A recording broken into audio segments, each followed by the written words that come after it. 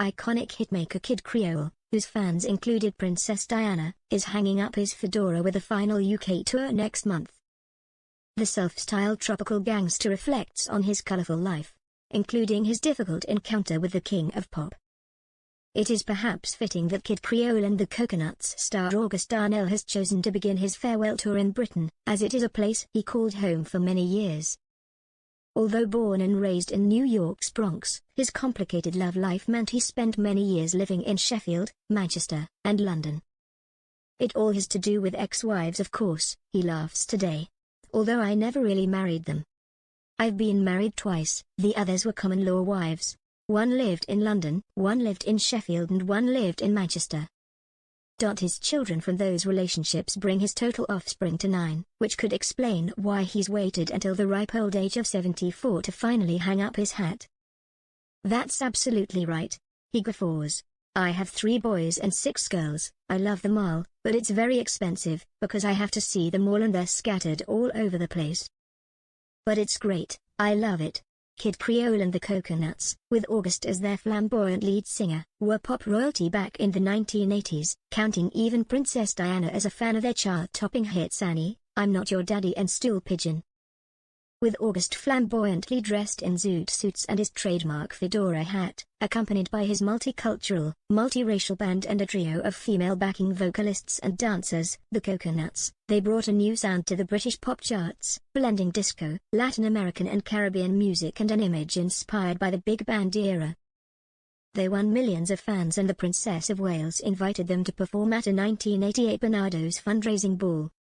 On grainy film footage from the event, a smiling Diana, dressed in a stunning silver-pleated lame gown, dances with designer Bruce Oldfield as the group performed their top 10 single I'm a Wonderful Thing, Baby. She was a very kind and lovely lady and it was an incredible experience for me to meet her, August recalls with a smile. I met her at the end of the show and she was wonderful. We're a big band, there were 14 of us all lined up, and she took the time to go down the whole line and say hello to everyone. When she stopped at me, one of her people said, "Take your hat off." My hat is always on, but not on that occasion. I remember her saying that Annie, I'm Not Your Daddy was one of her favorites. There was an interview later where she said that one of her favorite bands was Kid Creole and the Coconuts. That made me smile. In his heyday, August performed with musical greats including Cliff Richard, Barry Manilow, and Boy George, but one big name who was less impressed was US superstar Michael Jackson. The pair met at the Brit Awards in 1983, after August won Best International Artist. But the Thriller singer was put out that August made more of a fuss of Sir Paul McCartney, also at the event. August recalls, I was so excited to meet Paul McCartney. The Beatles had a huge influence on me when I started in the music's business.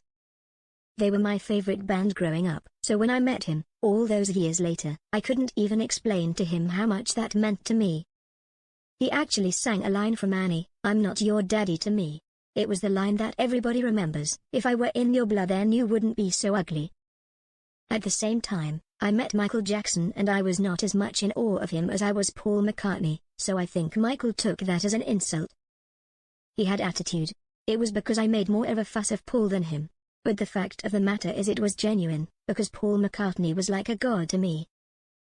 Now, however, after a lifetime of memories, 7 top 40 hits and 45 years performing, August is calling it a day. The band are embarking on a farewell tour, named the Bye Bye Birdie Tour, which opens in Birmingham with 10 dates around the country. I've been trying to retire for the last 15 years. I keep putting it off but this time seems to be real, August says. I have other plans and I need the time and energy to dedicate to other missions. But I'm very excited about this final tour. It will last at least 2 years, because I have to perform in every country that Kid Creole has been successful in. We start with the UK in June, then we have to go to Italy, France, Germany, America and lots of other places. Although he now resides in Hawaii, for many years August called South Yorkshire his home after a romance with Karen Smallwood, who met him at a show. She was a 16-year-old working at a record shop in Worksop and they were pen pals for 8 years before eventually becoming romantically involved. They lived together for several years near Sheffield and had daughter Savannah, now 29, best known for her 2018 stint on TV reality show Love Island. She's a singer. She's been on stage several times with me doing backup vocals, and she's been on some of my recordings. She also has several businesses. She's doing very well, August says proudly.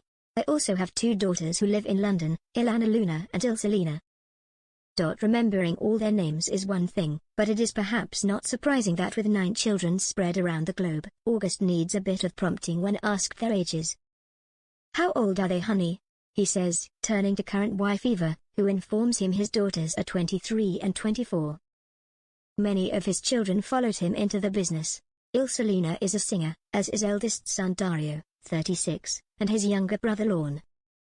August met their mum Caroline while filming the musical There's Something Wrong in Paradise at Granada TV in 1984, and the family lived in Manchester for several years before August and Caroline split.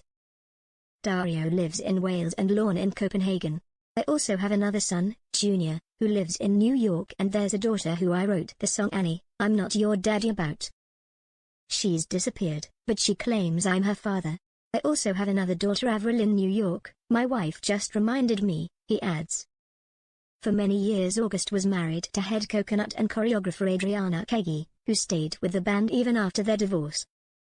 His current wife, Leicestershire-born Eva Tudor Jones, was one of the Coconuts for 23 years, but is now the group's manager. The couple live in Hawaii with their 8-year-old daughter Ma'. Charming, warm, open and friendly. There's a lot more to August than his Kid Creole lounge lizard image, and while his family life may be unconventional, it is clear he is devoted to his children. I'm a very hands-on dad, he says firmly. I'm more hands-on with Malia than any of the other children in my entire life. She got lucky. I'm with her 24/7, whereas with the others I was on tour 300 days a year. When this tour ends, August will be working on a musical based on his life called Off the Coast of Me, the title of his debut album, which he hopes to put on in London's West End. But he will miss performing the hits that defined a decade.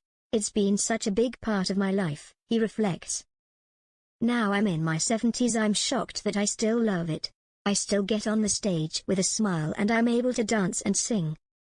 There's going to be a void, but I don't have the drive to dominate my life with Kid Creole and the Coconuts. I do not have the ambition I used to, and I definitely don't have the ego that I used to have.